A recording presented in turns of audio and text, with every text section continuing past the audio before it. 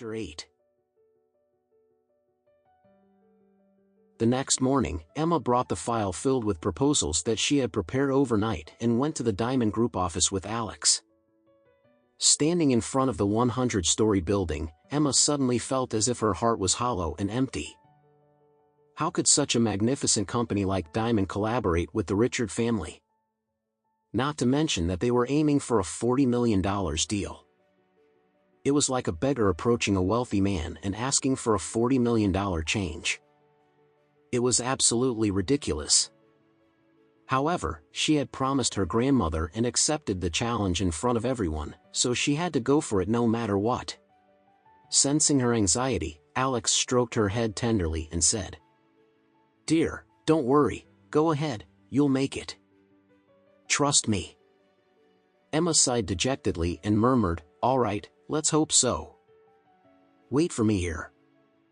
She took a deep breath and walked through the door. As he watched her walking in, Alex took out his phone and called Doris. "Doris, my wife is going up to see you as we speak. You should know what to do."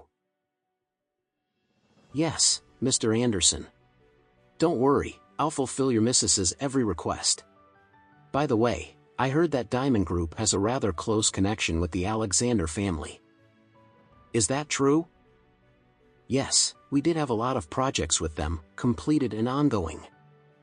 They wish to collaborate with us again on this new mega project and they've submitted the proposals and materials for my review. However, it is up to you to decide, Mr. Anderson." Alex said coldly, "I don't want the Alexander family to be involved in the new project and any other projects in the future." "Yes, sure. Don't worry, I'll do as you say." Meanwhile, Emma walked into Diamond Group's office building and waited for her appointment at the front desk. She didn't even know if Doris Young, the company's vice chairman, would like to see her. Not long after, a graceful female assistant approached her and began, "Hi, are you Miss Emma Richard? Miss Young is waiting for you in her office, please follow me." Emma nodded in a trance. She was still waiting in line to make an appointment. How did Miss Young know she was here and call her in already? Could it be that Doris Young knew she was coming? It didn't make sense though. How could a prominent individual like Doris Young know about her? Although she couldn't figure it out, she might as well grab the rare opportunity as she was given. She quickly followed the assistant and she was escorted directly to Doris's office.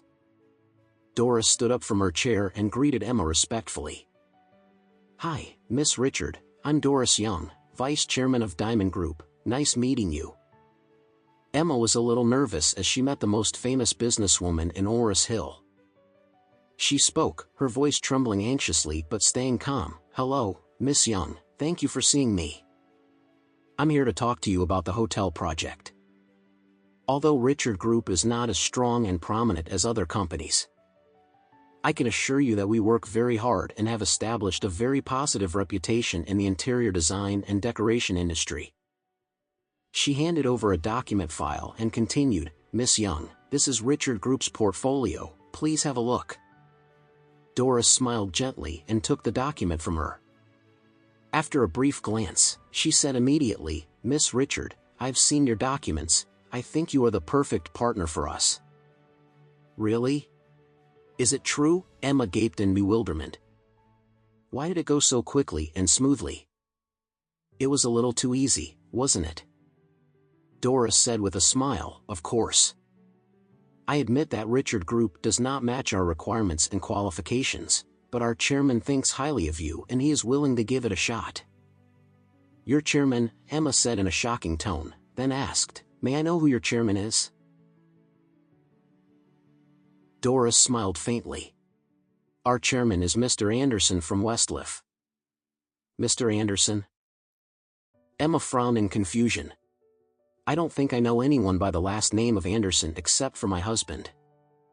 Doris nodded gently. Alex had ordered her not to disclose his identity, so she could only say that much. Other than Alex Anderson, Emma didn't know anyone by the last name of Anderson, but she would never have guessed that her useless husband, who was an orphan, would be the Mr. Anderson that Doris was referring to. Then, Doris added, Miss Richard, I see in your proposal that your quotation for the agreement is $30 million? Emma nodded anxiously and asked timidly, is it too much? Doris smiled and answered, oh no, it is actually less than what we have budgeted for. Emma furrowed curiously. What do you mean? Our chairman told me to increase the quotation to $80 million. In the middle of the conversation, Doris retrieved the contract and handed it to Emma. Look, we've drafted the contract in advance for a total of $80 million. If you have no problem with it, we can sign the contract now. Huh? This? Emma gaped, dumbfounded. She had never expected that Diamond, which seemed so unreachable from Richard Group's perspective, would prepare the contract beforehand. Moreover, the amount had doubled. Grandma's goal for the project was $40 million, but the contract literally stated $80 million in black and white. Suddenly, she recalled her husband's serious and earnest taste when he had asked her to accept the task at the family meeting the previous night. Why was he so confident?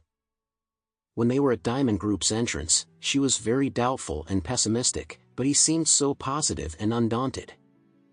Could it be that he had known the outcome all along? Who was he?